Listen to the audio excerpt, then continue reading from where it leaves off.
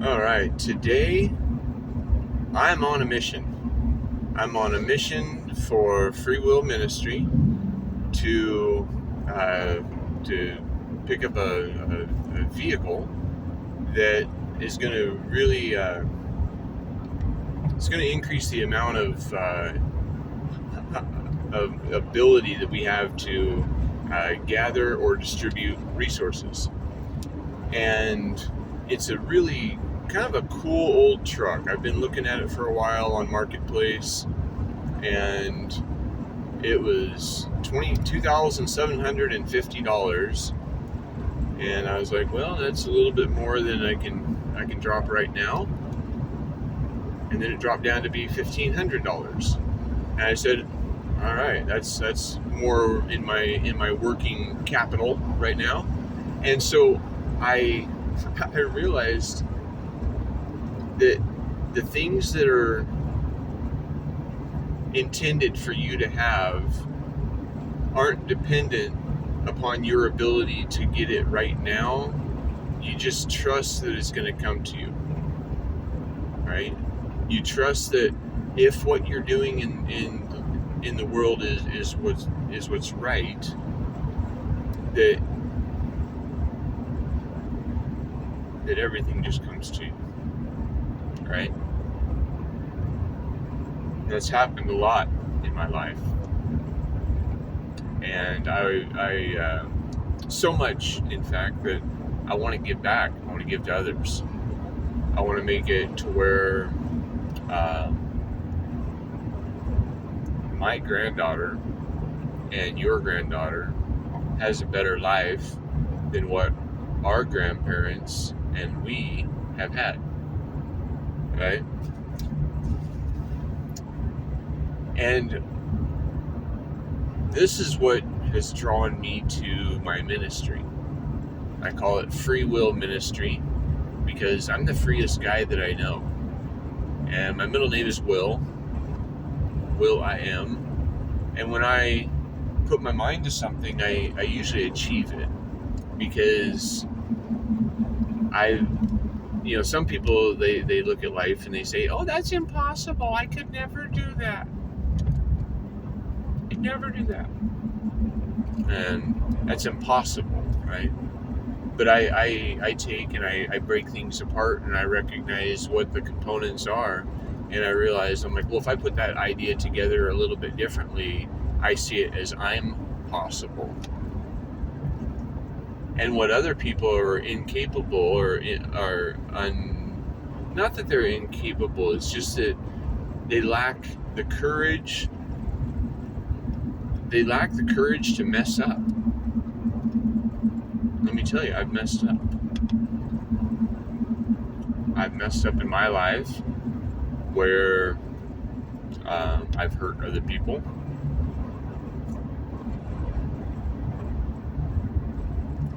But that was my free will decisions at the time to do that, right? Sometimes my free will decisions were based off of the sins, gluttony or lust or pride or wrath, envy. Not too much sloth. I've always been pretty active, but but maybe sloth in the direction of working in the best way that I know how, right? And anyway, this is what this video is about. This video is about what is free will ministry. And my free will ministry is of service. Not of service only on Sundays at 9 o'clock or 11 o'clock for you to come and listen to me talk about something that somebody else wrote down somewhere. But for us to come together whenever we need to and talk about solutions and how do we solve the problems that are present in the world today? Because that's the best service that I think a church can offer a community, is a service of solving problems. Right now there's problems with homelessness. There's problems, especially among the homelessness, of drug abuse. But drug abuse isn't being limited to those who are just without shelter. I mean, drug abuse is happening by a lot of people. By a lot of people who are still holding it together enough to be able to afford shelter, or they have family that love them enough to be able to, keep them from the streets. But why are people looking to drugs? I mean, you've got rich people looking to be high instead of enjoying the reality that they are in, right? And why is that? I mean, if we don't enjoy the reality that we're living in, why don't we change it? Are we hoping that somebody somewhere else is going to change that for us? Or do we have that power? That power of the spoken word, as my friend reminded me today on a Facebook post, the power of the spoken word. That's my ability of communicating to you an idea. My intention. Okay, let me tell you what my intentions are. My intentions and my actions to manifest in my life are going to align with health, happiness, peace, and abundance. And because I can only control me, I'm going to do for me the best way I know how to do in that. Not taking advantage of others, but working voluntarily with others to achieve what I desire. And I'm willing to, like this car here, I mean, somebody else that has an identical car is paying $400 a month in a lease, right? I paid $900 and the car was mine, but it's got some dents and it's got some scratches and it's got things that aren't perfect. And I'm looking at me and I'm like, well, hey, I'm not perfect, so why does my car have to be? And why does my home have to be? And why does everything in my life have to be picture perfect of what's been advertised? It doesn't. I mean, trying to keep that is very stressful. You mean there's a new model out that I need to go buy instead of this one? I mean, what are they up to on the iPhones now? Like 14? People thought I was joking. Like back when it was an iPhone 5, I'm like, oh yeah, well, the next one's going to be the 15. And it's only going to cost you $12,000 to get there. I mean, $12,000. That's nothing for some people. They have sold their time for money, and so they have that as an ability of a means of exchange for the things that they want. Well, that's the thing is, the things that I want, they don't actually even cost anything. The best things in life are free, right? Like right now, I'm not taking the interstate. I'm taking a free way, right? I'm taking a natural right of way that exists. I'm not subject to tolls and fees and all these things because I'm traveling from here to there on a public right of way, right? Because that's your free will. That's an inalienable right that you have is to the right to be able to travel. You're not locked to one place in the world, right? Really, that'd be like a cage. So, anyway, this is why I built Free Will Ministry, because there's a whole lot of ideas that need to be shared and realized so that our freedom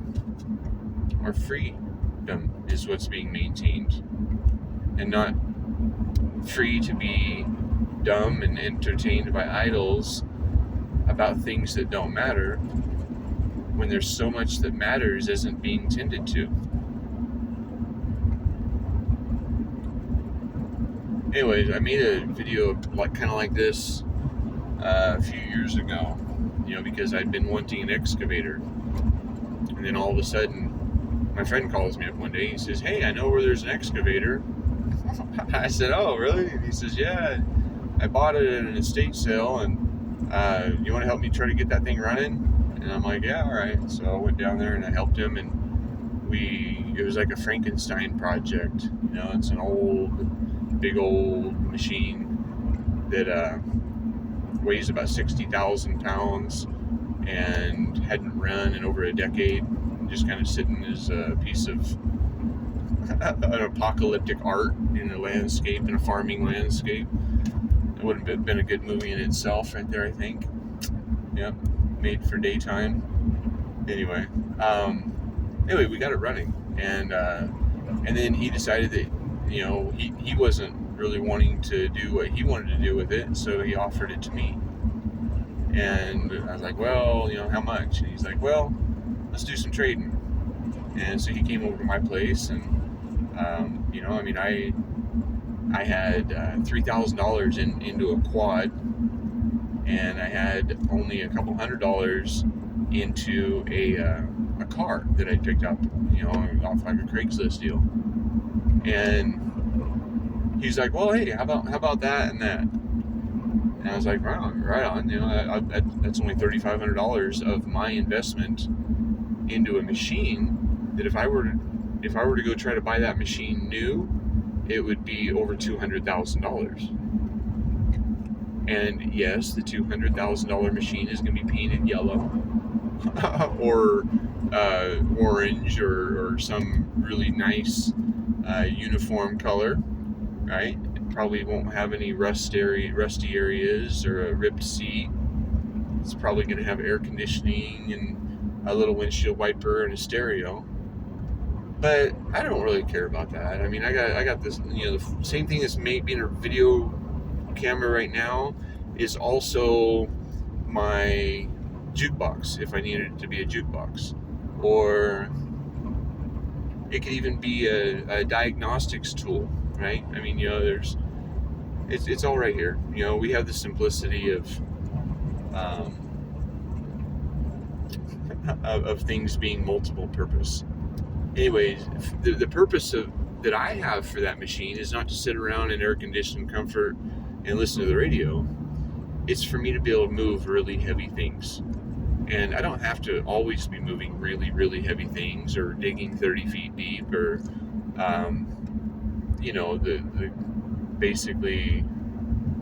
or crushing things. But when I do need that, I can't afford to be able to pay somebody else to come and do it with a machine that weighs 60,000 pounds. So it was a great investment, and it wasn't the one I was looking for, but it was the one that found me. Right? And that's what this truck is today. This is something that found me, and I finally got a hold of the guy when it was the $1,500 price tag on Marketplace, and he's like, you know what? He says, I'm just tired of looking at this thing. He says, if you can just come up here with $1,000, you can have the truck. And I said, what? Wow, that's awesome. He says, but there's a little air leak, and there's little things probably you're gonna need to fix before you run it on the road. But yeah, pretty simple though. He says this is just an old truck that was used on a farm hauling stuff around, and runs great. You can run it on vegetable oil or use motor oil, kerosene, diesel. It's a multi-fuel old 2-cycle diesel engine that's got a turbo, right? Doesn't mean it's fast, but it sounds cool, right? And I'm kind of into the apocalyptic builds, right? And so we're talking about the place in which free will ministry exists is the apocalyptic ashram, Hawkshaven. And the apocalyptic scheme or theme of it is an unveiling, because that's what an apocalypse is. An apocalypse is an unveiling of information. Hollywood has tried to make the apocalypse look really, really scary. Like zombies walking around and chewing people's faces off, or breaking into their homes to steal their stuff, or stealing their cars in big cities, or walking around with needles sticking out of their arms, and their flesh rotting away. Wait a minute. If you look at Kensington, Pennsylvania, right, or Skid Row in California, or Seattle, or Portland, or San Francisco, or any metropolis, let's call them Gotham, that exists today, that have moved so far away from being natural that a lot of what's happening there would resemble a zombie apocalypse, right? And I was curious. I'm like, well, what really is a zombie? And so I looked to our education centers, and Cambridge had a great definition of it. It was basically just somebody who is unconsciously acting. They're being compulsively driven by outside stimulus, right? And I realized, I'm like, wow, that can mean a lot of what people are experiencing today. Is I just smelled McDonald's, I better go to McDonald's. Or, that looks good, I just heard an advertisement, and there's the store. Or maybe your favorite actor really, really likes Mountain Dew, and so do you, because you want that connection. You want that connection to them. Well, if anybody wants to know what I like to drink, I like to drink the most pure water there is. Naturally sourced, pure water. That's it. Nothing else. That's all I want. I don't like to drink milk. I don't drink soda. I used to get all my hydration in the form of Mountain Dew, Coors Light, Ricky Bobby rocks. Right? No, I'm just kidding. I drank Mountain Dew long before Ricky Bobby ever came into my awareness of entertainment. But there were things in my life, so it was dependent upon the time of the day. Was I drinking soda, or was I drinking beer?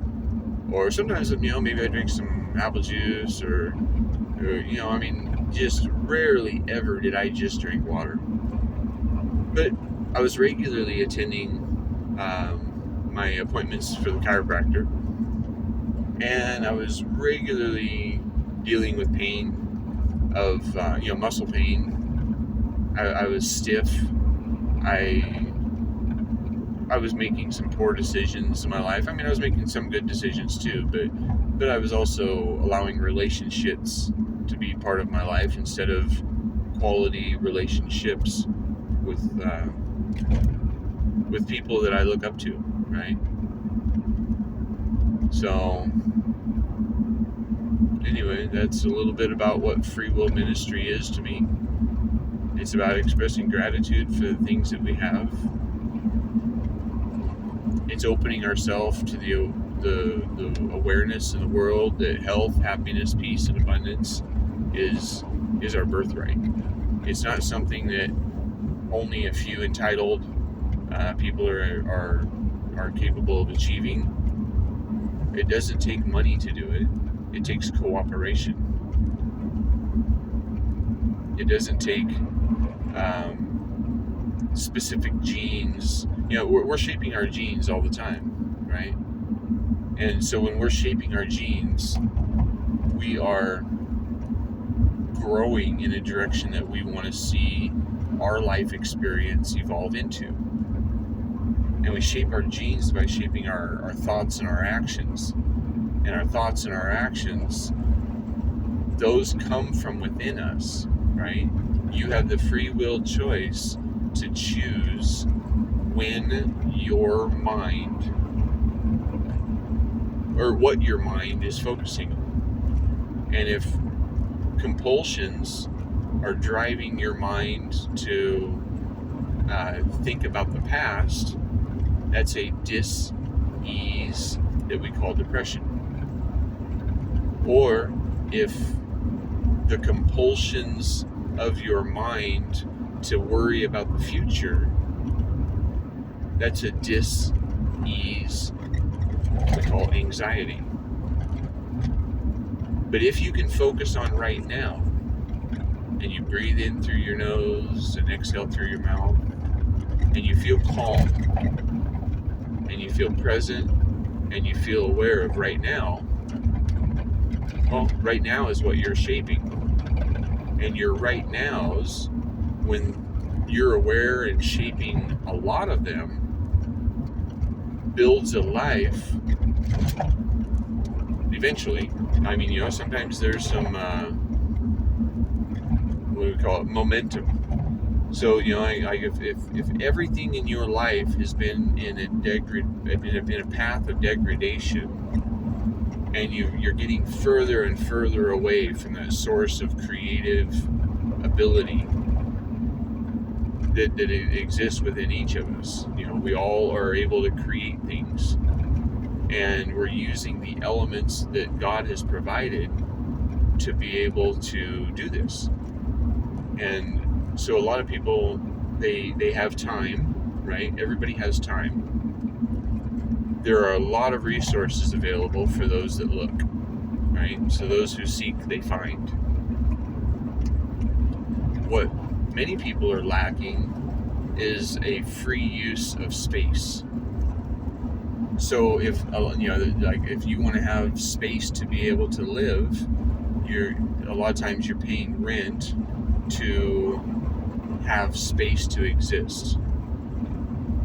Well, if all of your energy is just going into having space to exist, where's the space for you to be able to create new things? And if there aren't, so that space that costs thousands of dollars a month, we'll call it an apartment.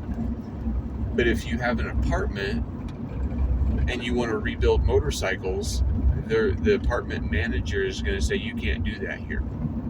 Or if you want to have a woodworking shop, they're going to say you can't do that here.